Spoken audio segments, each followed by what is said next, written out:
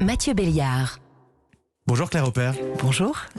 Avec ce mouvement de Schobert, vous avez découvert votre talent, celui d'accompagner des malades, d'apaiser leur douleur par la musique. Tiens, par la musique ou est-ce que c'est pour vous par le violoncelle ? Je pense que c'est par la musique et puis par la présence, par la relation qui est créée entre une musicienne soignante et un patient ou une personne en difficulté. En fait, le violoncelle, c'est vrai, est comme une voix humaine. C'est un instrument qui a les mêmes fréquences que la voix. Et c'est quelque chose qui est souvent relevé par les patients. On dirait une voix, on dirait ma voix.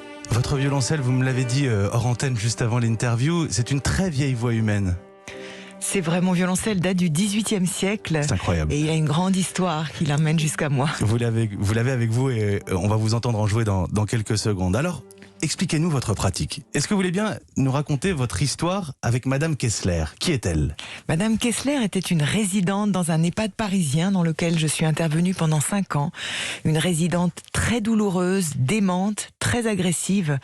Et un jour, en me promenant dans le couloir, alors je rejoignais l'espace dans lequel je m'occupais de tous les résidents, j'ai vu cette femme qui se battait littéralement avec les infirmières, qui n'arrivaient pas à lui faire le pansement de son bras. Et j'ai eu une sorte d'instinct. Je me suis assise près d'elle et je lui ai joué le fameux mouvement lent du 2e trio de Schubert. Sa douleur est tombée radicalement. Elle a donné son bras aux infirmières. Le pansement a été réalisé. À la suite de quoi, l'une d'entre elles a lancé cette phrase qui est restée jusqu'à aujourd'hui. Il faudra revenir pour le pansement Schubert. Et le fameux pansement Schubert, vous en avez réalisé finalement avec le personnel soignant des dizaines depuis. Hein. Oui, même plus que 10, à vrai dire. On a fait une étude clinique, donc sur la base de cette expérience spontanée avec cette Madame Kessler, nous avons mis en place avec le docteur Jean-Marie Gomas à l'hôpital Sainte-Périne à Paris, une étude clinique où nous avons analysé 112 pansements Schubert. On pourrait croire que vous ne guérissez pas, hein, et donc vous accompagnez seulement, mais vous atténuez la douleur, c'est donc scientifiquement établi, ça marche. Nous avons pu prouver avec des paramètres scientifiques précis, mesurés avant, pendant et après chaque soin douloureux, que la présence du violoncelle, la musique vivante, au lit du patient, eh bien, permet de diminuer la douleur jusqu'à 50% et également l'anxiété. Claire Opert, je vais vous laisser vous installer 1 mètre en retrait, ici dans le studio Lagardère d'Europe 1. Beaucoup de nos auditeurs ont peut-être besoin de vous écouter aussi, sans être malade de bon matin. Il faut être certain que ça va faire du bien. Vous allez nous jouer l'Adagio d'Albinoni ce matin, en direct dans le studio d'Europe 1. Claire Opert.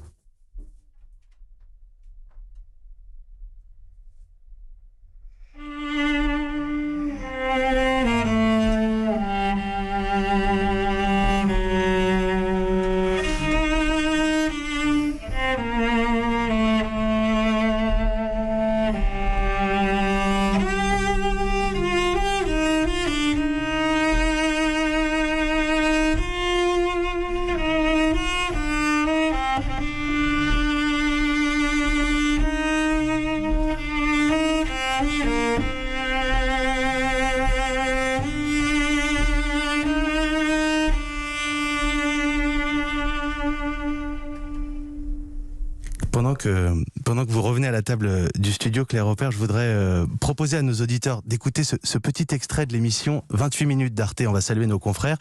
Vous jouez auprès d'un très très vieux monsieur. Vous êtes dans sa chambre d'hôpital. On l'écoute.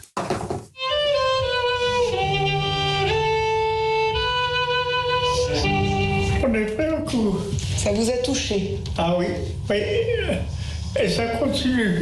Mais c'est pas grave. Ce monsieur, il est vraiment, on le voit saisi par l'émotion. C'est très très fort ce que vous vivez avec eux, ce que vous ravivez chez eux, on peut le dire comme ça ? Oui, je pense que la musique vivante, donc la voix de mon violoncelle, le chant de mon instrument, vient raviver, restaurer une partie qui est très vivante et intacte chez toutes les personnes, même si elles sont à la fin de leur vie, même si elles sont atteintes de démence, et même si elles sont douloureuses. Vous avez déjà accompagné la mort de patients. Alors, sur cette Ave Maria de Schubert, vous êtes... parfois, vous intervenez en soins palliatifs, il faut le rappeler. Vous accompagnez le passage. Ça m'est arrivé effectivement de jouer pour des personnes au moment du passage, mais je le fais, voilà, ça survient, parfois je ne peux pas le prévoir, et c'est souvent pour les familles un grand cadeau de penser que leur proche a fait ce passage dans la musique. Je joue pour les personnes en fin de vie qui sont parfois non conscientes, mais elles réagissent de façon très puissante avec leur respiration à l'écoute de la musique. Vous êtes musicienne avant tout, Claire Opert, et je voudrais qu'on se projette aussi parce que vous dites vouloir montrer aux jeunes que l'on peut faire de la musique de plein de façons différentes. Il n'y a pas que finalement la représentation classique d'un morceau de musique. À l'opéra, on n'a plus le droit d'y aller en ce moment, évidemment. Il n'y a pas que jouer chez soi, on peut jouer pour les autres d'une autre manière. Oui, je pense que sans renoncer à l'excellence, on peut orienter ses compétences vers les autres, vers toutes sortes de publics et aussi vers ceux qui ne sont pas forcément dans les salles de concert. Les personnes atteintes de démence, aussi les personnes autistes. J'ai travaillé pendant 6 ans avec Howard Buten en leur compagnie. Et bien sûr les personnes douloureuses et en fin de vie. Car la fin de vie, c'est encore la vie. Et on peut lui conférer du sens.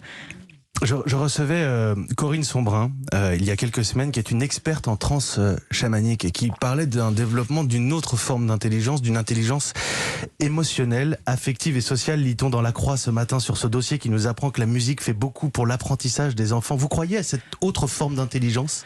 Bien sûr, c'est celle que j'expérimente en fait chaque jour auprès des personnes que je rencontre, car on n'a pas besoin de comprendre la musique pour la ressentir.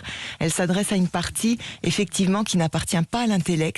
Et les neurosciences nous prouvent de plus en plus de quelle façon la musique est en mesure de rebooster la plasticité neuronale chez les enfants, mais aussi de préserver ce qui reste auprès des personnes atteintes de démence. Il faut continuer à creuser, à chercher dans ce domaine-là très clairement. Alors je vous voyais sourire avec Bertrand Chameroy, on parlait de Sheila il y a quelques minutes, mais cela dit, vous, dans votre pratique, vous avez été jusqu'au rap, jusqu'au métal, jusqu'à d'autres musiques.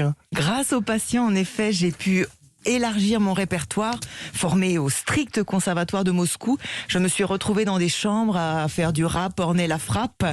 Et pour moi, c'est une ouverture immense et ça me fait un peu ébranler la conviction de la grande musique et de la sous-musique. J'en suis bien revenue. La musique est belle et bonne quand elle s'adresse au noyau de toutes les personnes. Et c'est la musique au pluriel, évidemment. Alors, les musiques, j'arrête de parler. Je vais arrêter de parler, Claire Opert, et puis on va se quitter en musique. Je vais vous laisser retourner vers votre violoncelle en vous remerciant. Vous êtes venu ce matin dans le studio d'Europe 1 avec ce violoncelle du XVIIIe siècle. Je ne peux pas m'empêcher de le repréciser. Pendant que vous vous installez, je renvoie nos auditeurs à votre livre, Claire Opert, votre expérience, votre témoignage, la science qui valide aussi votre pratique. Le pansement Schubert, c'est chez Fayard. Lisez-le. Merci 1000 fois. On va écouter justement Schubert.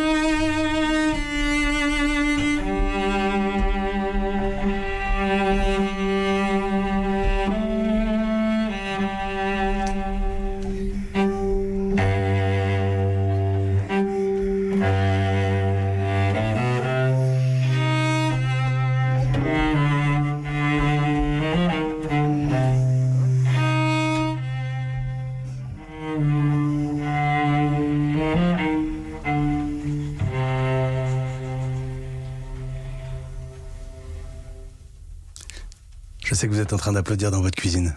Merci beaucoup, Claire Opert. Vous êtes éloignée du micro dans lequel vous parliez, mais très près du micro qui captait votre violoncelle. Merci 1000 fois d'être venu partager ce pansement Schubert avec nos auditeurs. Lisez-le, c'est chez Fayard. À très bientôt, j'espère. Merci beaucoup.